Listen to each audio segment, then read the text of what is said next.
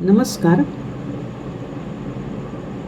भगवद्गीतेचा हा एकच अध्याय तुमचे संपूर्ण जीवन बदलू शकतो. या 15व्या अध्यायामध्ये श्रीकृष्णाने सांगितलेले हे रहस्य बहुतेक लोकांना माहीतच नाही. काय आहे ते रहस्य? हा जो भगवद्गीतेतील 15वा अध्याय आहे, पुरुषोत्तम योग.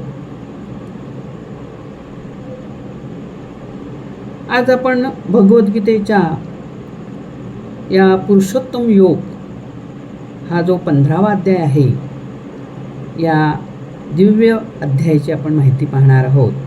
याला पुरुषोत्तम योग असं म्हणतात. आता हा अध्याय छोटासाच आहे, पण त्यामध्ये जीवनाचे संपूर्ण तत्वज्ञान सामावलेले आहे. श्रीकृष्णाने या अध्यायामध्ये मनुष्याचे स्वरूप, संसाराचे रहस्य आणि परमेश्वर प्राप्तीचा मार्ग अत्यंत सोप्या शब्दामध्ये सांगितलेला आहे. आता बघा, या अध्यायामध्ये एक विशाल वृक्ष पिंपळाचा दाखवलेला आहे, त्याची माहिती आहे. हा पिंपळाचा वृक्ष जो आहे तो अतिशय विशाल आहे, पण हा जो विशाल वृक्ष आहे तो सामान्य नाही. तर तो कसा आहे? तर या वृक्षाची मुळे जी आहेत ती वर आहेत आणि फांद्या आहेत खाली. हा जो वृक्ष आहे ज्याची मुळे वर आणि फांद्या खाली, याचा अर्थ काय? तर आपल्याला माहीतच आहे, मुळे जर मजबूत असतील तरच ते झाड उभं राहतं. पण या मात्र वृक्षाची मुळे कशी आहे? या अश्वत्थ वृक्षाची वर आहेत. मग वर कोण आहे? तर वर जी मुळे दाखवलेली आहे तो आहे प्रत्यक्ष परमेश्वर, आणि खाली ज्या पसरलेल्या फांद्या आहेत ते आहे संपूर्ण हे आपण जिथे राहतोय ते संपूर्ण जग. म्हणजेच आपण माणसे म्हणजे मनुष्य या फांद्यांमध्ये इतका गुंतला आहे की तो मूळच विसरलेला आहे. आज आपण पैसा, प्रतिष्ठा, व्यवसाय, नोकरी यामध्ये इतके गुंतलेलो आहोत की आपल्याला या मुळाची आठवणच राहिलेली नाही, भानच नाही आहे. सगळं आपण विसरून गेलेलो आहोत. त्यामुळं आपण काय झालेले आहोत? संसाराची बेडी नुसती पायात घालून बसलेलो आहोत. म्हणजे वेगवेगळ्या इच्छा, मोह आणि संसार यात अडकलेलो आहे. जेव्हा आपली एखादी इच्छा पूर्ण होत नाही की दुसरी इच्छा पूर्ण आपली करायला आपण सुरुवात करतो. म्हणजे एक इच्छा पूर्ण झाली की आपली इच्छा वाढतच जातात, आणि समजा इच्छा पूर्ण झाली नाही तर मग मात्र आपल्याला दुःख निर्माण होतं, की आपण मग नाराज होतो. म्हणजे आपल्या ह्या इच्छा काही संपत नाही. एक इच्छा पूर्ण झाली की नव्याने दुसरी इच्छा आपली निर्माण होते. म्हणजे मनुष्य जन्मोजन्मी संसाराच्या चक्रामध्ये अडकूनच राहिलेले आहेत. म्हणजे आपण माणसं ह्या चक्रात इतके अडकलोय की आपल्याला कशाचंच भान नाही, वेळेचं भान नाही. आणि मग अशा या संसाररूपी चक्रात आपण हतबल होऊन पडून राहिलेलो आहोत. आणि म्हणून या अध्यायामध्ये भगवान श्रीकृष्ण सांगतात की असं एक शस्त्र वापरा आणि या शस्त्राला काय करून टाका, छाटून टाका किंवा छेदून टाका असं सांगतात. आता याचा अर्थ काय? की आपण आपला संसार सोडून द्यायचा किंवा मनुष्याने जन्म घेतलेला आहे त्याने संसारात अडकायचं नाही? तर नाही, असा त्याचा अर्थ नाही. तर त्याचा अर्थ काय आहे? तर तुम्ही संसारात राहा, सगळी सुखे भोगा, अनेक इच्छा तुम्ही पूर्ण करा, पण मनाने मात्र परमेश्वराशी जोडलेले राहा. कारण तुमचा जो आत्मा आहे तो कोण आहे? परमेश्वर आहे. मग मनाने तुम्ही अशा ह्या परमेश्वराशी, या आत्म्याशी जोडलेले जा. बघा, या 15व्या अध्यायामध्ये आत्म्याचे सुंदर वर्णन केलेले आहे. आता याचं या अध्यायामध्ये काय वर्णन सांगितलेलं आहे की एक म्हणजे संदेशच आहे तो माणसाला दिलेला, की आत्मा जो आहे तो कधी जन्मसुद्धा घेत नाही आणि मरतसुद्धा नाही. मग फक्त तो काय करतो की शरीर बदलतो, पण आत्मा मात्र आहे तोच राहतो, म्हणजे कायम राहतो. त्याला जन्म नाही, त्याला मृत्यू नाही. आपण मात्र म्हणतो तो जन्म मेला, तो गेला, तो वारला, त्याचा मृत्यू झाला, अनेक शब्दाने आपण त्याला संबोधतो. पण आत्मा खरं म्हणजे अमर आहे. तो कधीच मरत नाही, कधीच जन्म घेत नाही, फक्त शरीर बदलत असतो. मग जसे माणूस जुने कपडे काढून टाकतो आणि नवीन कपडे घालतो आणि परत तो कसा दिसतो? टवटवीत दिसतो किंवा सुंदर दिसतो. तसंच त्या आत्म्याचं सुद्धा आहे. जुने शरीर टाकतो आणि नवीन शरीर तो धारण करतो. म्हणजेच काय? मृत्यूला अजिबात समाप्ती नाही. एका शरीरातून तो दुसऱ्या शरीरात प्रवेश करतो आणि पुन्हा त्याचं तो चक्र चालूच ठेवतो. म्हणजे तो त्याचा प्रवासच आहे, त्याच्या प्रवासाची सुरुवात आहे, नवीन प्रवासाला सुरुवात करतो. असा विचार या अध्यायामध्ये मांडलेला आहे. आता हा जर विचार आपण मनात ठेवला की आपल्या आत्मा जो आहे तो अमर आहे, तो एक शरीर सोडून दुसऱ्या शरीरात पुन्हा प्रवेश करतो, हा जर आपल्या मनामध्ये आपण जर विचार ठेवला तर आपली भीती नाहीशी होते.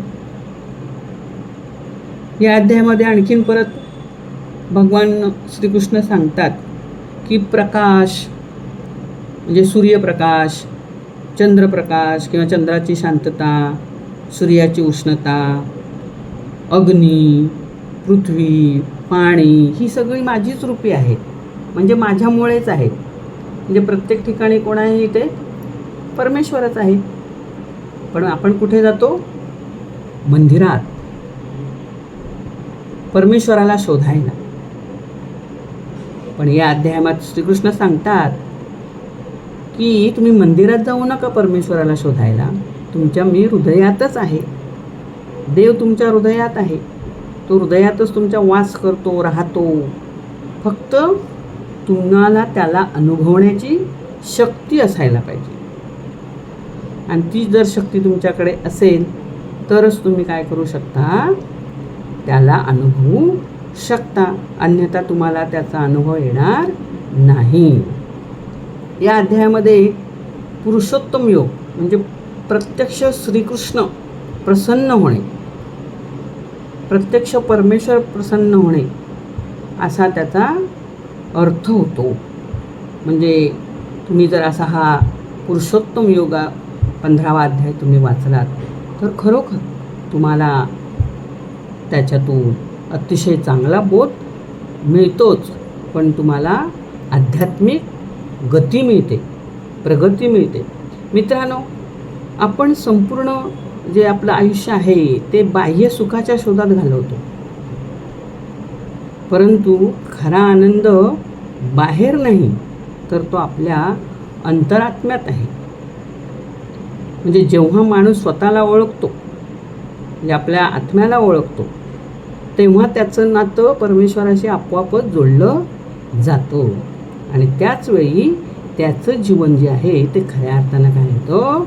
सुरू होतं किंवा यशस्वीसुद्धा होतं, असं म्हणायला काही हरकत नाही. म्हणजे आपण आत्म्याला ओळखायला शिकलं पाहिजे, तरच आपल्या हृदयात परमेश्वर आहे याची आपल्याला जाणीव राहील.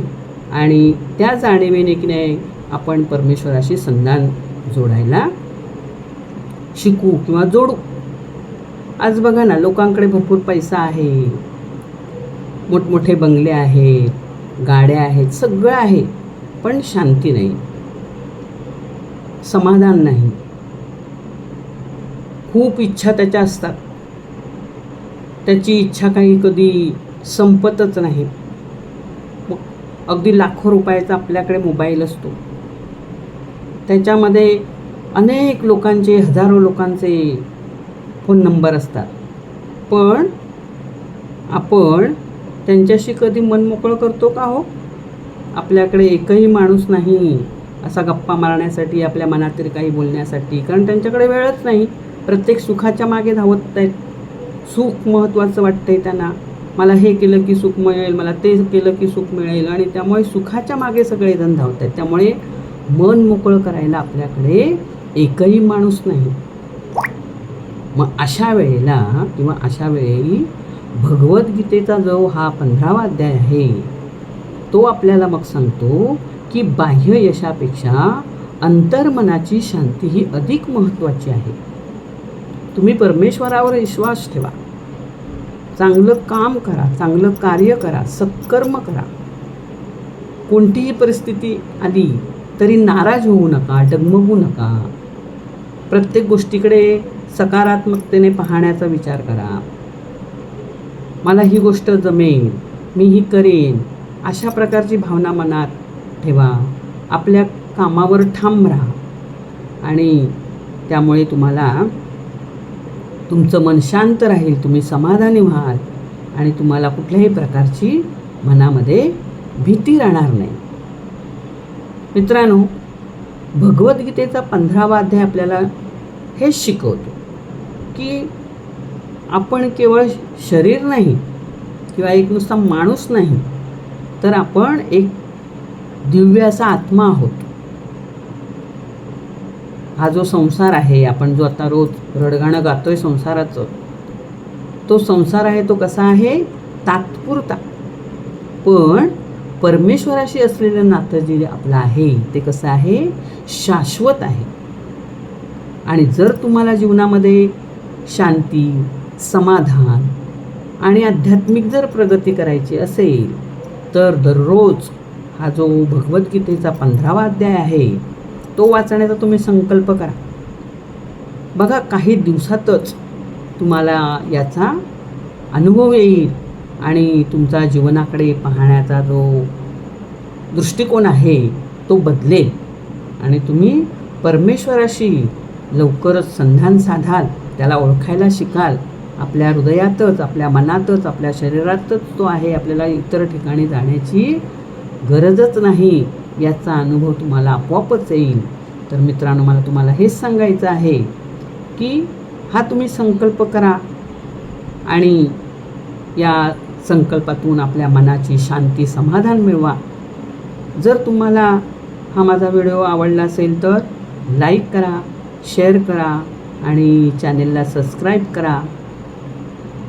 बघा, जो स्वतःला ओळखतो तोच परमेश्वराला ओळखतो आणि जो परमेश्वराला ओळखतो त्याचे जीवन मात्र धन्य होते, तो यशस्वी होतो. हे लक्षात ठेवा आणि त्या मार्गाने चाला. श्रीकृष्णाने सांगितलेल्या मार्गाने चाला, आपोआपच आपलं सुख आपल्याला सापडतं. अशा प्रकारे आजचा हा व्हिडिओ माझा संपलेला आहे. जय श्रीकृष्ण. श्री स्वामी समर्थ. जय जय स्वामी समर्थ. धन्यवाद.